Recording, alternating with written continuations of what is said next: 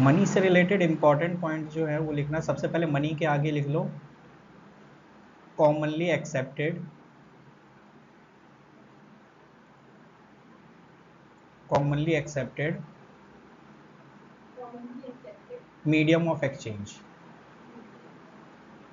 ठीक है, मनी क्या है, जो एक कॉमनली एक्सेप्टेड किया जाता है और इसे हम मीडियम ऑफ एक्सचेंज भी कहते हैं, कि अगर मैं आपको कोई सामान दे रहा हूँ तो बदले में आप उसके बदले क्या पे कर रहे हो। ठीक है ना, तो यानी बार्टर सिस्टम में हम क्या कहते हैं, C2C इकोनॉमी, यानी गुड्स के बदले गुड्स आपको देना। ठीक है, तो लेकिन हम इकोनॉमिक्स में गुड्स वर्ड यूज नहीं करते, वो अकाउंटेंसी में करते हैं। हम इकोनॉमिक्स में जो वर्ड यूज करते हैं वो कहते हैं कॉमोडिटी टू कॉमोडिटी, इसीलिए उसे C2C इकोनॉमी भी कहा जाता है। तो बार्टर सिस्टम के आगे आप लिख दो C2C इकोनॉमी। अगर आपको ये चीज़ पता थी तो अच्छी बात है। और हाँ लिखा है, लेकिन वो जो C2C इकोनॉमी है ना, वो उस चीज़ के लिए है। तो आप उसके आगे लिख सकते हो goods were exchange for goods. ठीक है ना, goods were exchange for goods. ठीक है, नहीं इसमें प्राइमरी सेकेंडरी कुछ नहीं करना, बस आपने आपसे पूछेगा इनमें से कौन सा फंक्शन ऑफ मनी नहीं है, तो आपने उसमें देख लेना है। तो सबसे पहले आप फंक्शन ऑफ मनी में लिख लो मीडियम ऑफ एक्सचेंज, सबसे पहला काम, यानी मनी जो है as a medium of exchange में वैलिड है। और measure of value, second is a store of value, second point is store of value. Third is measure of value. ये सब आपको पहले से याद होंगे, बस आप इसको शॉर्ट में नोट करें। Yes, standard for deferred payment, सबका फेवरेट है। तो ये वही वाली पेमेंट होती है जो फ्यूचर में जाती है। यस, जिसकी पेमेंट हमें फ्यूचर में करनी होगी। ठीक है ना, तो ये भी आपके, तो ये आप इम्पॉर्टेंट है, इसमें से एक क्वेश्चन आपके फंस सकते हैं। ठीक है, बार्टर सिस्टम के बारे में आपने आराम से पढ़ा। C2C इकोनॉमी किसके लिए यूज होती है, कॉमोडिटी टू कॉमोडिटी। ठीक है, okay. Problem of barter system में क्या था, अगला हेडिंग डाल दो, प्रॉब्लम ऑफ बार्टर सिस्टम। जब हम बार्टर सिस्टम करते थे तो उसमें क्या क्या प्रॉब्लम आती थी उसके बारे में बात कर रहे हैं। तो सबसे पहला है डबल कोइंसिडेंस ऑफ बॉन्ड। नहीं नहीं, डबल कोइंसिडेंस ऑफ बॉन्ड का मतलब नहीं दो बार काउंट होना। ये आप नेशनल इनकम थोड़ी पढ़ रहे हो। ठीक है, डबल कोइंसिडेंस ऑफ बॉन्ड का मतलब है हमें ऐसे इंसान को ढूंढना जिसको हमारी गुड्स चाहिए और उससे हमें चाहिए, इसीलिए इसे कहते हैं डबल कोइंसिडेंस वाली बात होनी चाहिए। ठीक है, इसका मतलब होता है डबल कोइंसिडेंस। ठीक है ना, कि मुझे ऐसे इंसान को ढूंढना जिससे मुझे पानी की बोतल बेचनी, यानी उसे पानी की बोतल चाहिए और मुझे उससे जो है गुड्स यानी कोई भी चीज़ उसमें चाहिए जो मैं चाहता हूँ, या शूज़ और पेयर। बिल्कुल, दोनों का एक चीज़ से शायद, वरना मैं ऐसे इंसान को ढूंढता रहूंगा बाहर। बिल्कुल, yes. Second is a lack of common unit of value. हम किसी भी चीज़ की वैल्यू एग्जैक्ट नहीं पता कर सकते थे कि वो उसकी क्या वैल्यू होगी। ठीक है ना, मैं ऐसा कह दूं कि एक पानी की बोतल की जगह मैंने शूज़ के एज अ पेयर ले लिया, अब शूज़ 1500 के थे, पानी की बोतल 10 रुपये की थी, तो हम ये मेज़र नहीं कर सकते थे कि उसके बदले क्या दें। या वो ये कहता था कि एक शूज़ ले ले भाई, एक पानी की बोतल ले ले। अब एक शूज़ लेके मैं क्या करूँगा, मेरे को तो दोनों शूज़ लेने पड़ेंगे, उसके फिर मेरे को 2 पानी की बोतल लेनी। तो इस तरीके से जो होता था ये प्रॉब्लम होती थी। Third is a difficulty of future payment. हाँ, difficulty of future payment, third point.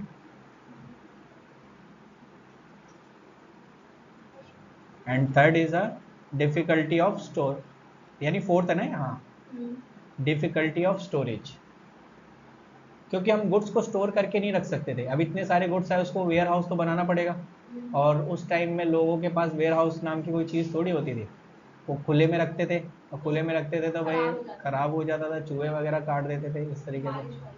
हाँ, अभी भी आप गांव जाते होंगे तो देखते होंगे ना कि वहाँ पे जो घास में ना दबा के रखा जाता है अनाजों को, एक ऐसे तरीके का घर बनाया जाता है और उसके अंदर अनाजों को रखा जाता है जिससे वो खराब वगैरह ना हो। यस, अब बात कर लेते हैं, क्योंकि यहाँ से टाइप्स ऑफ मनी, हेडिंग डाल दीजिए types of money.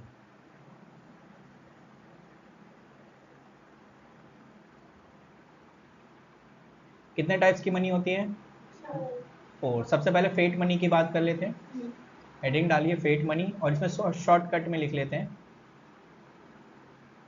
Issue by government. Fiat money ऐसा मनी होता है जिसे गवर्नमेंट के द्वारा इशू किया जाता है। अब ये चाहे कॉइन्स में हो या पेपर मनी हो, इसको पेपर बोलेंगे, ठीक ना, पेपर मनी में हो या कॉइन्स में हो। और दूसरा जो है आपका, वो है आपका फिड्यूसरी मनी। फिड्यूसरी मनी मतलब बिल्कुल, इसके एग्जांपल आपने वही रहे जो ट्रस्ट पे चलते हैं एक्चुअली में। तो हाँ, मैं आपको उसके बारे में लगाता हूँ। It is accepted by trust. ये तभी एक्सेप्ट किया जा सकता है जब दो लोगों के बीच ट्रस्ट हो, ठीक है। और एग्जांपल में लिख लो आप चेक। एंड चेक भी कह सकते हैं इसमें, बिल ऑफ एक्सचेंज भी बोल सकते हैं। तो ये दो नाम आप लिख लो। चेक अलग हो जाता है और बिल ऑफ एक्सचेंज अलग हो जाता है। हाँ हाँ, ट्रेजरी बिल नहीं, वो अलग हो गया।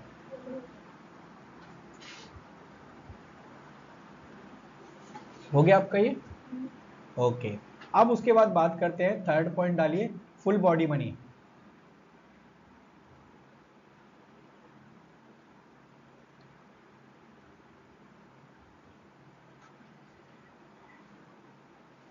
इसमें लिख लीजिए commodity value is equal to money value. Commodity value is equal to the money value, ठीक है। यानी कॉमोडिटी की जो वैल्यू है, जिस चीज़ में वो बनाया गया है, वो इक्वल रहेगा उस पर जो छपा हुआ है। जैसे आप एक एग्जांपल मानते हैं कि मैं कहूँ 5 रुपये का सिक्का है, ठीक है ना, 5 का कॉइन्स आपने देखा होगा। अगर मैं उसे पिघला के, मेटल को पिघलाऊँ और उसे मार्केट में बेचूँ, तो वो कितने, मेटल भी एज आ 5 रुपये का बिकेगा, उसको कहते हैं फुल बॉडी। लेकिन अब ऐसा नहीं है। अब तो अगर आप उसको पिघलाओगे तो 25 पैसे 50 पैसे में भी ना हो बिके, वो मेटल ही ऐसा यूज हो। पहले टाइम में ऐसे ही होते थे, तांबे के वगैरह के जो यूज किए जाते थे ना, तो उसमें इतने ही मेटल यूज किए जाते थे जिसमें उसमें नंबर लिखा है। अगर मैं कहूँ 1 रुपये का कॉइन है, तो उसको पिघला कर आप उससे मेटल तांबा वगैरह निकालोगे ना, प्रॉब्लम हो, चोरी तो होती है। तो चोरी की जो समस्या है, ऐसे ही आप देखे होंगे कि पहले वायर वगैरह होते थे ना, पोल वगैरह में वायर लगाते थे, तो उसमें तांबे का, क्योंकि हम मानते थे कि जो तांबा जो होता है ना, वो एज अ इलेक्ट्रिक का सबसे अच्छा माना जाता है। लेकिन क्या करें, लोग उसे काट के जला के बेच रहे थे, तो इस वजह से फिर गवर्नमेंट भी थोड़ी सतर्क हो गई और उस चीज़ को फॉलो कर। तो इसे फुल बॉडी मनी का मतलब आपका यही हो जाता है। नेक्स्ट आप डाल दीजिए credit money.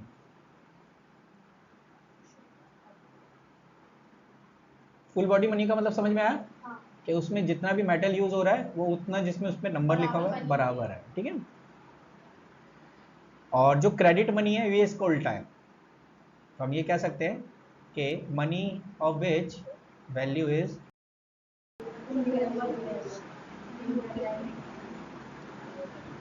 Supply of money का मतलब क्या है, आप इसमें लिख लो। सप्लाई ऑफ मनी का मतलब क्या होता है? Supply of money is a stock concept. Stock मतलब ये पता करना कि पूरे मार्केट में टोटल कितना मनी फ्लो हो रहा है। Yes, at a point of time. हर चीज़ को एक पर्टिकुलर पॉइंट ऑफ टाइम पे कैलकुलेट करते हैं ना, उसी को स्टॉक कहते हैं। अभी जब हम स्टॉक और फ्लो के बारे में पढ़ेंगे ना, वहाँ पे ये मेंशन कर लेंगे, क्योंकि मैंने ये, ठीक है ना। तो मनी सप्लाई ये पता करना होता है कि एक पॉइंट ऑफ टाइम पे पूरे इंडिया में कितना मनी सप्लाई है या टोटल कितना मनी है।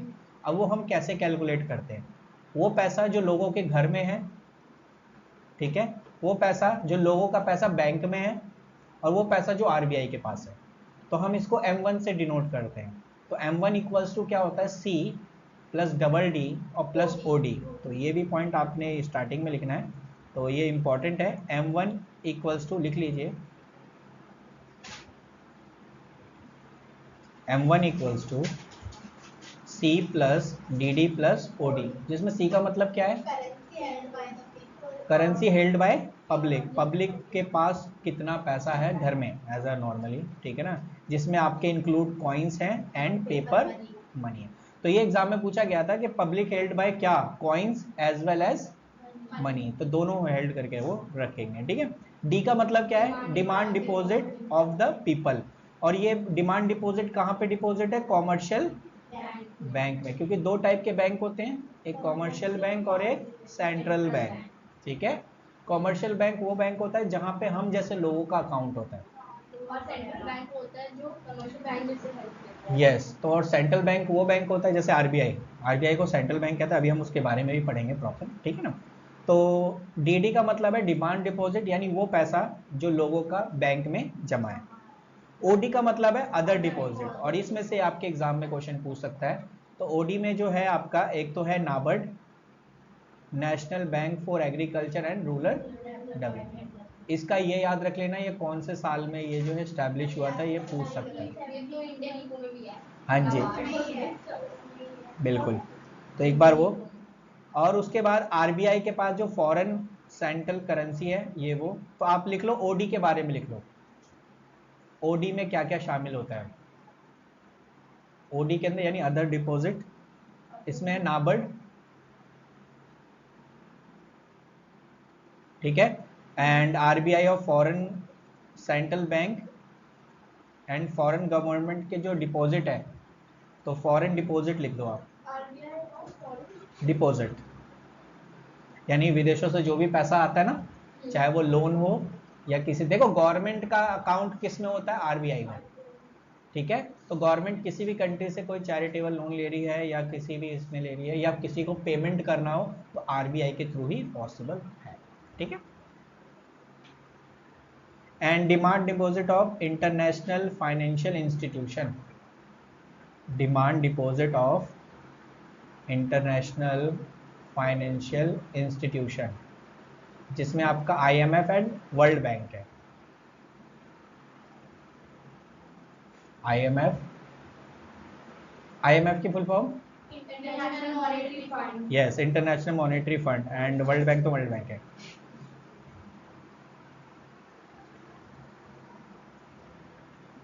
ठीक है, अब उसके साथ नीचे एक हेडिंग डाल दीजिए, not include OD.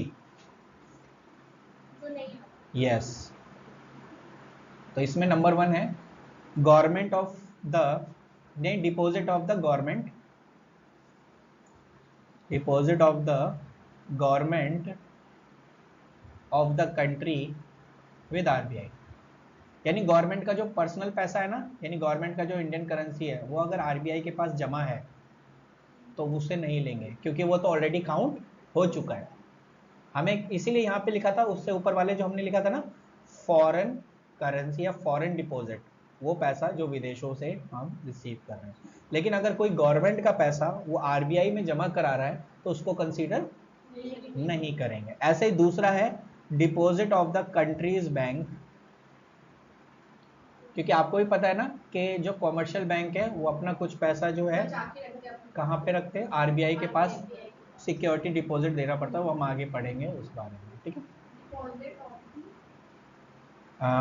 Deposit of the countries bank with RBI, with RBI. तो ये आपका प्रॉपर हो गया, इसमें आपने इतना ही पढ़ना है जो आपके एग्जाम के पॉइंट ऑफ व्यू से। नेक्स्ट आप उसमें डाल दीजिए आपका बैंकिंग, यस, बैंकिंग के बारे में।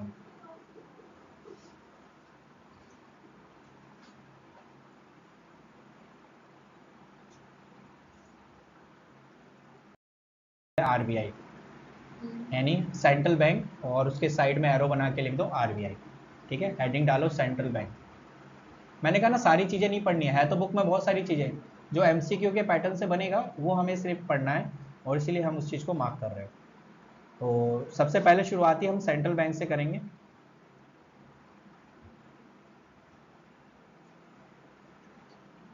तो सेंट्रल बैंक के आगे एरो बना दो और उसमें लिख दो आरबीआई। आरबीआई की स्टैब्लिश कब हुआ था, 1935, ये भी लिख लो, बुक में मेंशन है वैसे ये आरबीआई कब स्टैब्लिश हुआ था। हाँ, मैम ने तो लिखवाया था, किसी किसी बुक में है एक्चुअली, इस वाली बुक में होगा शायद, नहीं है उसमें, टीआर जेन में भी शायद नहीं है। हाँ, एग्जामिनर की नज़र कहाँ तक हो सकती है, इसका हेडक्वार्टर कहाँ है, मुंबई, ठीक है, न्यू दिल्ली मत लिख देना, न्यू दिल्ली मत लिख देना, मुंबई है। मुझे कुछ और ही सुना है। नहीं नहीं नहीं, क्योंकि कुछ लोग अपने न्यू दिल्ली से कुछ ज़्यादा प्रेम होता है और न्यू दिल्ली लिख देते हैं हर चीज़ में, कि भाई यहाँ पर पीएम रहता है, यहाँ राष्ट्रपति रहता है, तो इसका मतलब हेडक्वार्टर भी यही होगा। ना ना ना, ऐसा कुछ नहीं है। हाँ, अब लिख लो फंक्शन ऑफ सेंट्रल बैंक।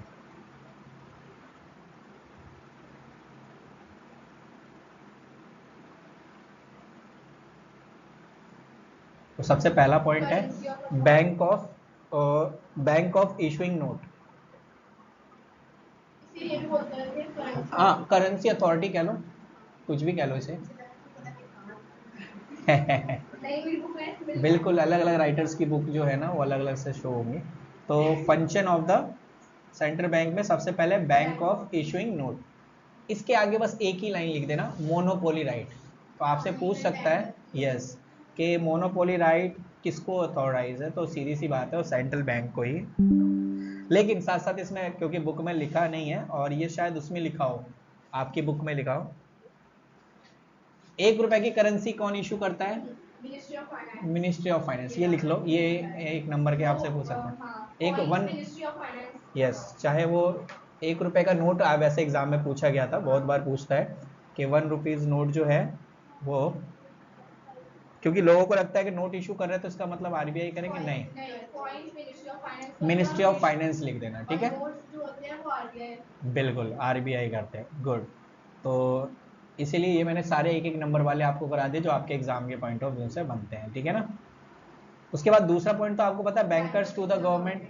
ये मेरे ख्याल से नहीं पूछेगा, लेकिन आप लिख लो क्योंकि हम फ्लो में ही सारे फंक्शन लिख रहे हैं, तो इसमें आपके क्वेश्चन इंपॉर्टेंट बता दिए मैंने जो आपको बताने थे, ठीक है ना। बैंकर्स बैंक हो गया, बैंकर टू द गवर्नमेंट। मैंने आपको अभी कहा था कि गवर्नमेंट का बैंक कौन होता है? आरबीआई।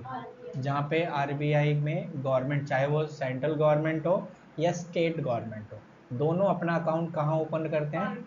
आरबीआई में, ठीक है। तो इसीलिए एज अ प्रॉपर इसमें मेरे को जो जो चीज़ मेरे दिमाग में आएगा वो मैं आपको बताता जाऊंगा। एक पॉइंट और मेरे दिमाग में आ रहा है, मॉनेटरी पॉलिसी का जो राइट होता है वो आरबीआई के पास है, ठीक है ना। आप ये भी लिख दो, मॉनेटरी पॉलिसी जो बनाती है वो कौन बनाती है? आरबीआई। क्योंकि दिमाग में आपका फाइनेंस मिनिस्टर भी आ सकता है, मिनिस्ट्री ऑफ फाइनेंस भी आ सकता है, यस। तो इसलिए इसको एक बार रीड आउट करेंगे, आपके दिमाग में बैठ जाएगा कि मॉनेटरी पॉलिसी का राइट जो है आपको इसमें। हालांकि इसके पास पहले बहुत राइट थे, लेकिन जब आप इंडियन इकोनॉमी में पढ़ोगे ना कि 1991 का जो कॉन्सेप्ट आया जिसमें लिबराइजेशन था एंड प्राइवेटाइजेशन एंड ग्लोबलाइजेशन, तो उसमें इनके कुछ राइट्स छीन लिए गए, वो हम इंडियन इकोनॉमिक्स में पढ़ेंगे। Lender of the last resort, यानी कि भाई जब सारे लोग परेशान हो जाते जैसे बैंक को, हाँ बिल्कुल, lender of the last resort.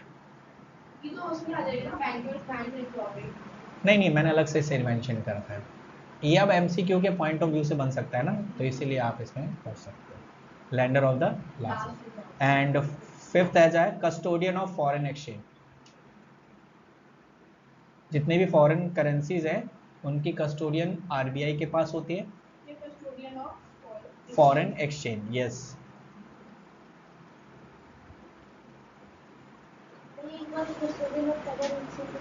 के बारे में बता दूं, ओके। जैसे कितने भी फॉरेन करेंसीज हैं उनको एज अ होल्ड करके रखना या करके डिपॉजिट आरबीआई रखना। अब जैसे आप किसी फॉरेन कंट्री में घूमने जा रहे हो, किसी पर्पज़ के जा रहे हो, तो आपको अपनी करेंसी को क्या कराना पड़ेगा? एक्सचेंज, आपको आरबीआई के पास जाना पड़ेगा, ठीक है। या जो भी हम पेमेंट करते हैं इंटरनेशनल, वो हम उसी को पूछ सकते हैं।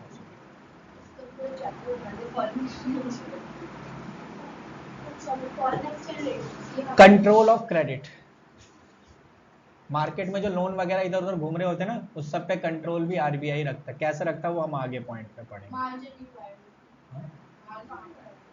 नहीं नहीं नहीं, ये वो अलग चीज़ है। और अगला टॉपिक ही यही है हमारा, control of money supply. Heading डालिए, कंट्रोल ऑफ मनी सप्लाई।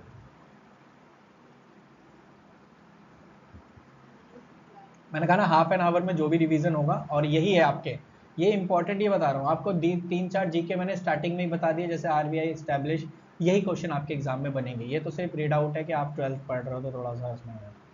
तो क्वांटिटेटिव, इसमें दो टाइप के होते हैं control of money supply.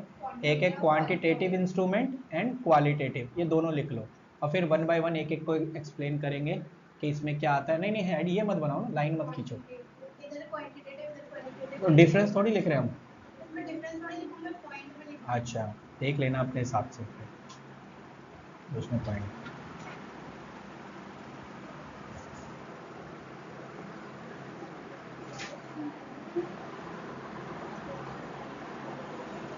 Money control का मतलब सिंपल सा क्या होता है, अगर ज्यादा इन्फ्लेशन है तो उसको कंट्रोल करें, और कम इन्फ्लेशन है तो उसको बढ़ाना।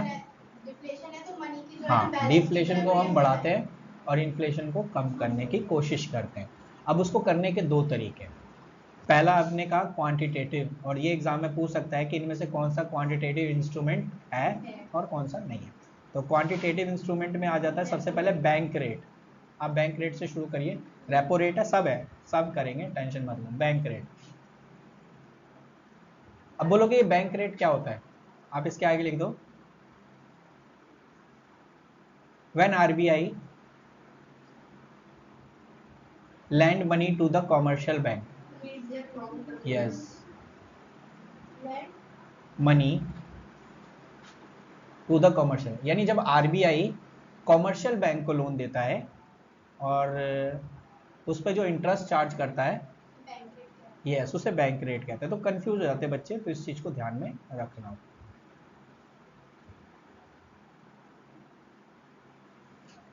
ठीक है, अब इसके नीचे आपने लिखना है कि बैंक रेट इंक्रीज होगा तो क्या सिचुएशन होगी, क्या होगा, और बैंक रेट डिक्रीज होगा तो क्या। तो आप लिख दो raise in bank rate and fall in bank rate, छोटे छोटे लिख लो।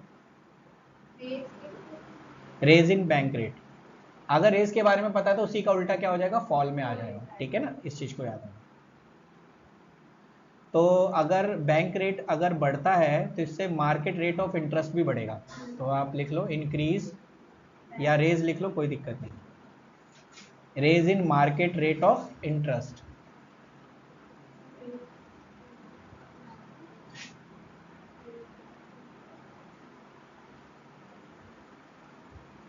लिख लिया। दूसरा इसमें लिखो raise in cost of capital, cost of capital. उसके बाद फॉल इन डिमांड, डिमांड भी कम हो जाएगा क्योंकि महंगाई हो जाएगी तो डिमांड तो कहीं ना कहीं कम हो जाएगा, लोग फिर लोन नहीं लेंगे। और इन्फ्लेशन इज कंट्रोल, और इससे क्या हो जाएगा, आपका इन्फ्लेशन कंट्रोल हो जाए। तो ये भी लिख लो इन्फ्लेशन कंट्रोल। ठीक है, और इसी का उल्टा आपको भी पता है, इसी का उल्टा आप लिख लेना। तो एक का याद है तो दूसरे का आपका आराम से हो जाएगा। ठीक है, क्योंकि देखो अभी आपको पता है ना कि मैन्युफैक्चर, सपोज करो अगर कॉमर्शियल बैंक आरबीआई से ज्यादा इंटरेस्ट पे रेट पे लोन उठाएगा तो आगे चल के ये भी तो महंगा ही देगा ना, क्योंकि रूल है भाई, अगर मेरे को 5 का पड़ेगा सामने से तो मैं सामने वाले को 6 पे दूंगा या 7 पे दूंगा। तो यही चीज इसमें है। उसके बाद आपका बैंक रेट हो गया। Open market operation, yes, open market का मतलब होता है cell purchase of security behalf of government. Short में, ये इसीलिए शॉर्ट में लिखवा रहा हूं मैं, cell purchase of security behalf of the government, और इसे बेचेगा कौन, आरबीआई।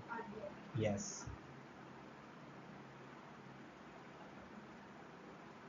इसका मत लिखना कि क्या होगा, बढ़ेगा घटेगा, ये इतना ज्यादा इंपॉर्टेंट नहीं।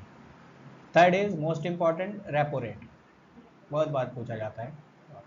ये तो वही हो जाएगा जैसे बैंक रेट का वैसे रेपो रेट है, तो शॉर्ट टर्म में रेपो रेट, तो रेपो रेट क्या होता है, शॉर्ट पीरियड, ये लिख लो आप ताकि छोटा सा लिख लो, शॉर्ट पीरियड लोन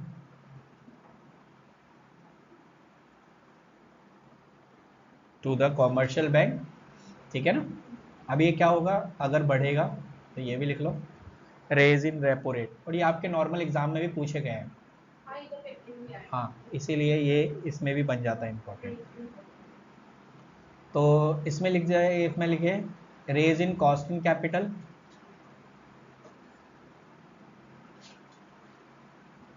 डिमांड गिर जाएगी, फॉल इन डिमांड, वैसा ही है बिल्कुल। फिर कॉमर्शियल बैंक लोन नहीं लेंगे, तो इसीलिए लिख दो fall in supply of money, fall in supply of money by the commercial bank, यानी कॉमर्शियल बैंक अब जो है लोन प्रोवाइड नहीं करेगा पब्लिक को, क्योंकि रेपो रेट बढ़ रहा है और इससे इन्फ्लेशन कंट्रोल हो जाएगा। ठीक है, इन्फ्लेशन कंट्रोल। नेक्स्ट है रिजर्व रेपो रेट, जो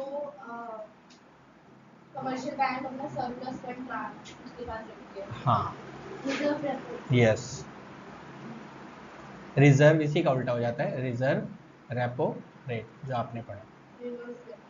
हाँ जी, तो रिवर्स रेपो रेट में आपने ये लिख लिया कि इसमें क्या होता है, समझ में आया? Yes, the rate at which RBI यानी central bank accept deposit from commercial bank, ठीक है, एज अ सिक्योरिटी तौर पे रखवाए, जैसे भी हो, इस पे भी इंटरेस्ट दिया जाता है, ठीक है ना। सबका सेम ही है, रेट बढ़ जाता है। बेटा सिर्फ बोलने वाली बात है कि सबका सेम है, और ये होता है जब आप एग्जाम में नहीं लिख पाओगे ना, तब आपको कितना दुख होगा। खैर मुझे तो उस बात में फर्क नहीं पड़ रहा, लेकिन ये सिर्फ कुछ चीजें देखने में अच्छी लगती है, आप जब उसको पढ़ोगे ना तब आपके दिमाग से एकदम से निकलेगा। अभी मैं जब आपके हो जाएंगे ना सिलेबस, मैं आपको जब एक दूंगा ना, तब आपसे देखूंगा कि आपने कितने अटैम्प्ट किए हैं, और फिर आप ये जो लगे ना, जो चीज़ें ईजी लग रही है ना, तो टीचर उससे क्यों इतनी मेहनत से करवा रहा है। हाँ, क्या कह रहे हो? The rate at which RBI accept deposit from commercial bank, accept deposited from the commercial bank. तो इसलिए जो चीज़ अच्छी लगती है, तो इसका ये मतलब नहीं है आप उसको लग रहा है कि वो ईजी है, कहते ईजी नहीं है। नहीं, मतलब इनका रेट सबका, मैं कह रही हूँ कि रेट नहीं, इसमें कुछ कुछ चीज़ें क्या पता कुछ डिफरेंट हो, जैसे अभी मैंने कहा डिमांड तो सेम है, कि डिमांड कम होगा, इन्फ्लेशन कंट्रोल होगा, ये तो सेम है, लेकिन क्या पता कुछ नई चीज़ है और जो आप वहाँ पे भूल गए हो, फिर प्रॉब्लम हो सकती है। तो जो नई चीज़ इसमें है वो लिख लो, बाकी सब में सेम। हाँ, सिर्फ जो नई चीज़ है ना उस चीज़ को भेजो। अब आ जाता है, ये इंपॉर्टेंट है, CRR, इसके बारे में हम लेंगे, कैश रिजर्व। अभी इसका मतलब पता है? सेंट्रल बैंक का एक अपना मनी का हिस्सा जो है वो आरबीआई को देती है, commercial it's refer to, okay okay, done done done, it's refer to minimum percentage of bank total deposited required to keep with the RBI. तो इसमें लिख लो it's refer to minimum percentage of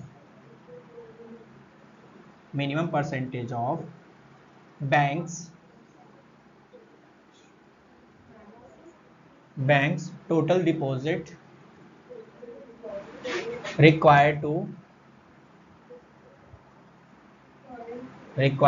keep with the RBI, keep with RBI, ठीक है ना, जो अभी आप कह रहे थे वही है। कमर्शियल बैंक तो अपने आप अपने से अभी हम उस बारे में भी पढ़ेंगे। तो इसमें आप अगला इसमें आ जाता है रेज इन CRR, क्या होगा अगर CRR बढ़ेगा, ये भी मोस्ट इंपॉर्टेंट है, तो इसलिए हमें ये लिखना पड़ेगा, ठीक है।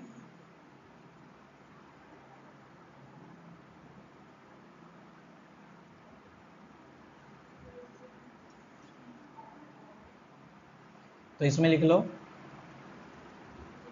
Fall in money supply, fall in money supply, हाँ बिल्कुल करेगा, एंड इन्फ्लेशन कंट्रोल,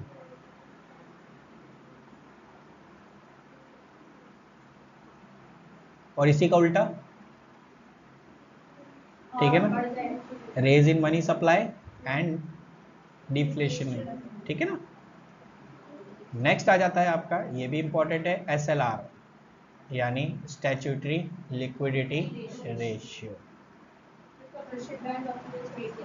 हाँ, तो इसका क्या मतलब होता है, कॉमर्शियल बैंक को अपने पास लिक्विडिटी के रूप में एज अ, चाहे वो कैश हो या गोल्ड हो ये रखने पड़ते हैं, ठीक है ना। अब ये लॉजिक क्यों है, ये लॉजिक क्यों है, क्योंकि देखो हर कोई ना कोई बंदा बैंक से पैसा निकालने तो जाता है, चेक से पैसा निकालने जाएगा। मेरा पैसा बैंक में है और मैं बैंक में जब पैसा निकालने जा रहा हूँ तो वो ये कह रहा है कि मेरे पास कैश ही नहीं है, तो गलत हो जाएगा ना फिर। तो आप रूल्स को फॉलो कहाँ कर रहे हो भाई, मेरा पैसा मैं लेने जा रहा हूँ तो आप कह रहे हो नहीं नहीं कैश नहीं है, तो ये प्रॉब्लम। इसीलिए कॉमर्शियल बैंक को अपने पास कुछ SLR के रूप में रखना पड़ता है, ठीक है ना। अब वो क्या क्या हो सकता है, कैश लिख लो, SLR में क्या क्या शामिल हो सकता है। हाँ, वो RBI के पास डिपॉजिट करना पड़ता है ना, और जो SLR है ये कॉमर्शियल बैंक अपने पास अपने बैंक में रखती है, ठीक है। जैसे अभी आप PNB में जाओगे तो उनके पास ट्रंक में पैसे भरे पड़े, अब चोरी करने मत चला, हाँ बता दिए मैंने तो, ठीक है ना। हाँ कैश गोल्ड,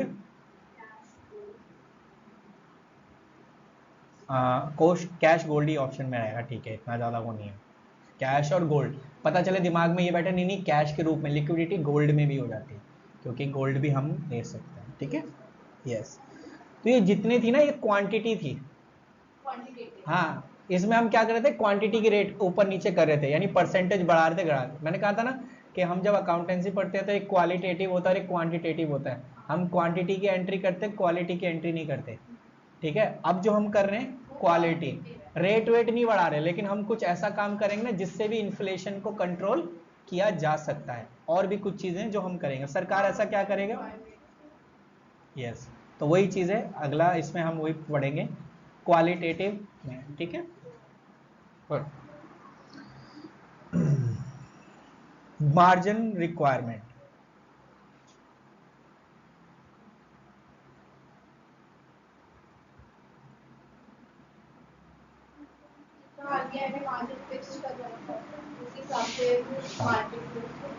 मार्जिन फिक्स करने का मतलब है RBI ने बोला है कि भाई इतने ही लोन आप सर्कुलेट कर सकते हो, इससे ज्यादा नहीं।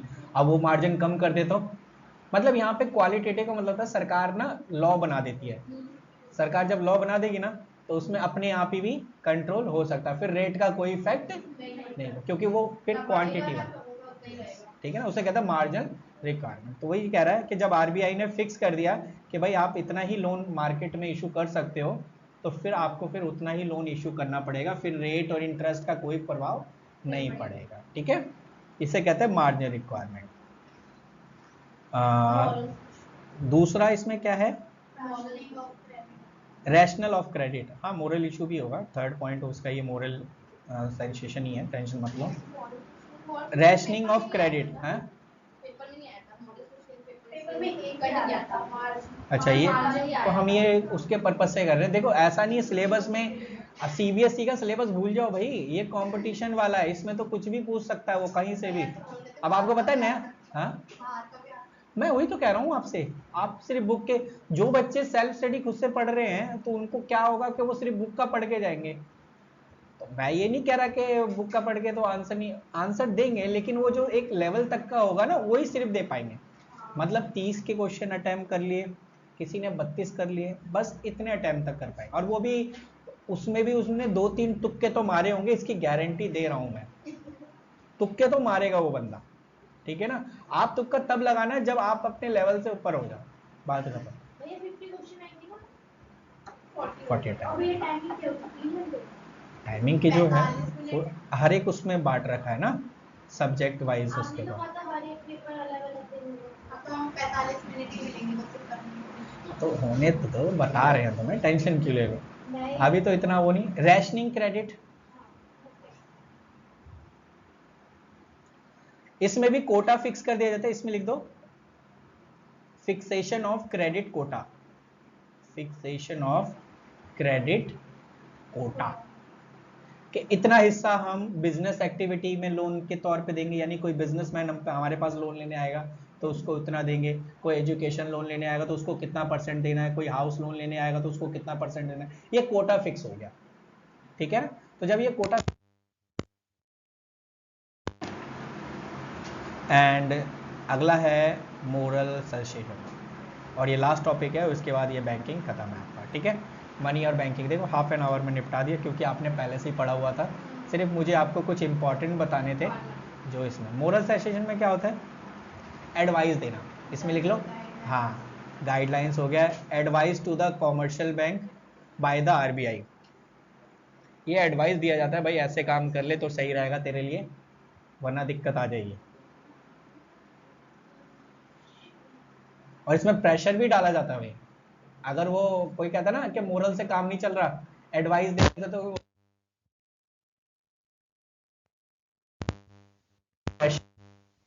भी ज्यादा भाई अगर भैया प्रेशर तो डालेंगे ना फिर, ठीक है ना। एक बार मानो ठीक है, उसके बाद फिर हाँ मॉनिटर की याद ज़्यादा आ गई, पहले है मॉनिटर थे क्या अपनी क्लास में? हमारी क्लास में तो फ्रेंड अच्छा, नहीं फिर अच्छी बात है, फ्रेंडली थे तो ये आपका चैप्टर फिनिश हो गया मनी एंड बैंकिंग का, ठीक है ना। और